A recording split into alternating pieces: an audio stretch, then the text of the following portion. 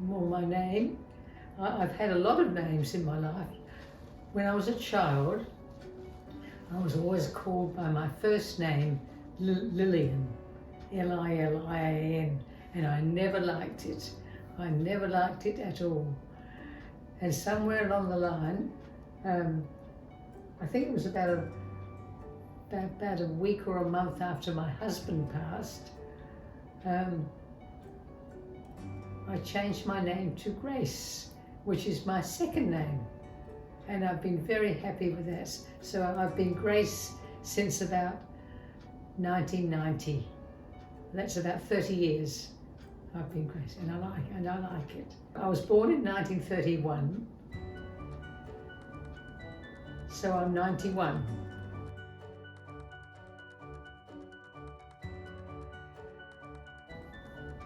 My childhood was probably very restrictive because my father was a Baptist minister.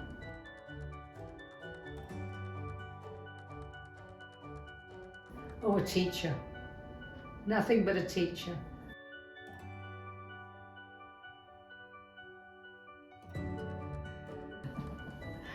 No, when it was time for me to leave the Adelaide High School, in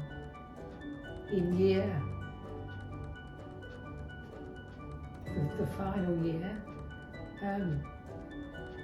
the men were coming home from the war, because the war was over then, 1945, and they just said there was no room for me in the Teachers' College. So I had to go back to school, the Adelaide High School where I was then. And I didn't know what I was going to do.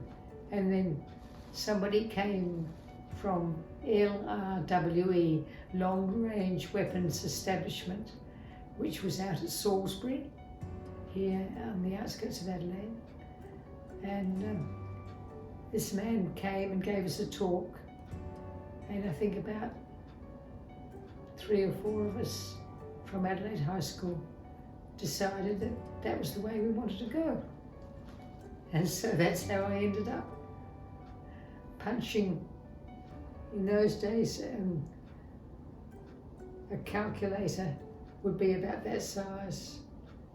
And we had to do a lot of numbers on that. We had to read films, all sorts of interesting things to use mathematics.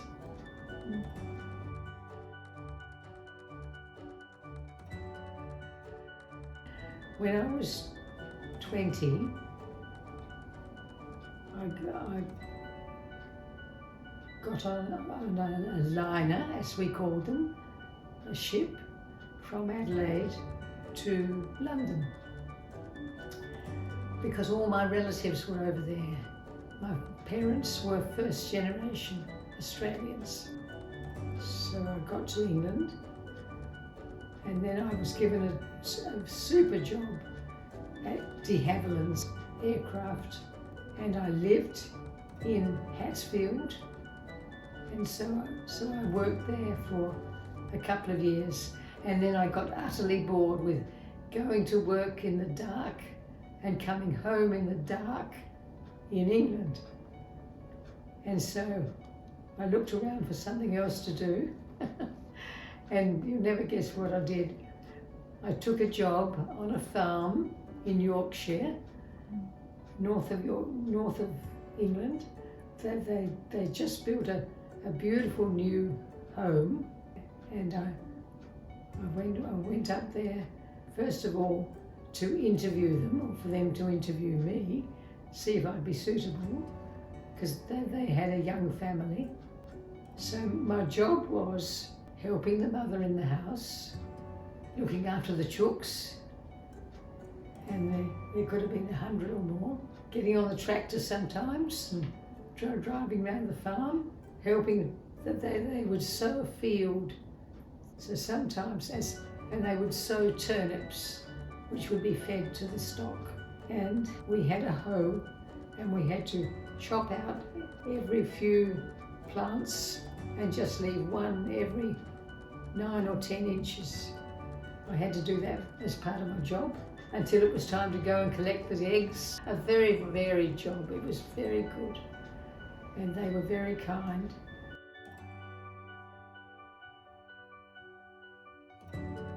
Well, after I'd had this time in an office and then this time on the farm, that was 4 years, I was getting tired of the wintry weather.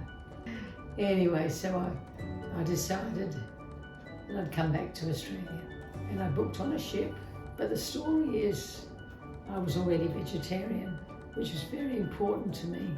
I'd been consulting a Harley Street doctor, Dr. Leto. My husband, George, was a great friend of Dr. Leto. When I told my doctor I'd be leaving England and going back to Australia, he of course told George, and he said to him, "Now there's another vegetarian on your ship. You make sure she's getting her food all right." So we'd been on the ship, the Himalaya. So there I was finishing my meal, and the steward came along and brought this gentleman to meet me. So for the rest of the voyage, we met on deck, and he showed me things, showed me around. We just tweaked, we just got on. That was 1956. I was going to Sydney and he was going to Perth. We corresponded after a while, not immediately. So he eventually came to Sydney to visit me, and he had very close friends in Melbourne. So eventually we both ended up on holiday in Melbourne, and he invited me to come to Perth. So we caught a train from Melbourne to Perth. Anyway, I ended up spending a couple of years in Perth. And then there's a photo somewhere of us catching a boat from Fremantle to London. And we got married in London. Because all our friends were over there. I still do have lots of lovely friends. So eventually, after 4 years, we were married in London. I was married in 1960 when I was 28.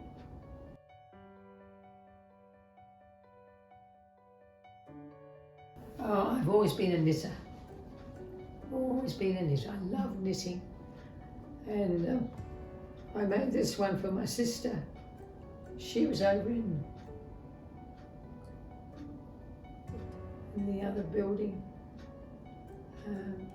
She passed away in 2008. I knitted this one for her, and I actually knitted that one for me.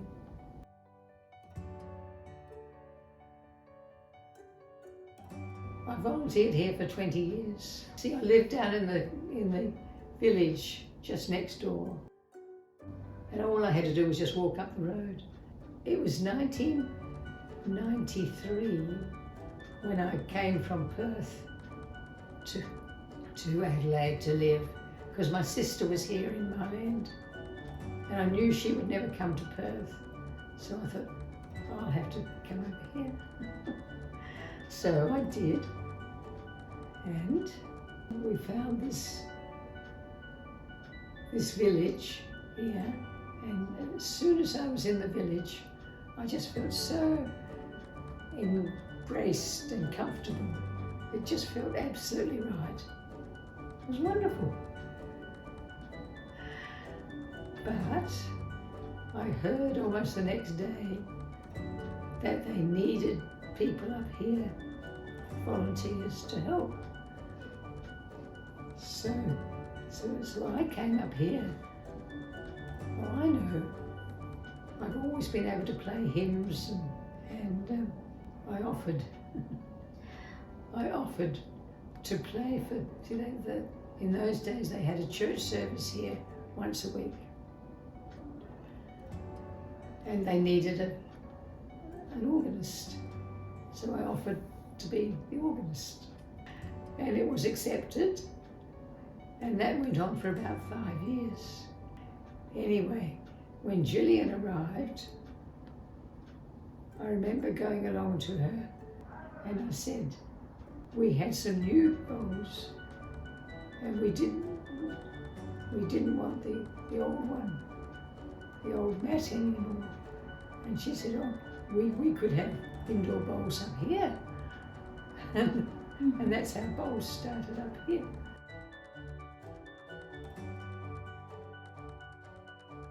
Looking back, having wonderful parents who encouraged me to follow my own instincts, you might say, to be myself, not to do what anybody else did, just to be myself. That's been a great joy to me.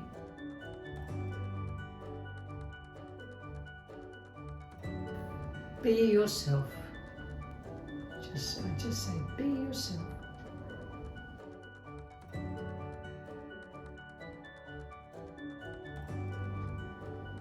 Probably respect.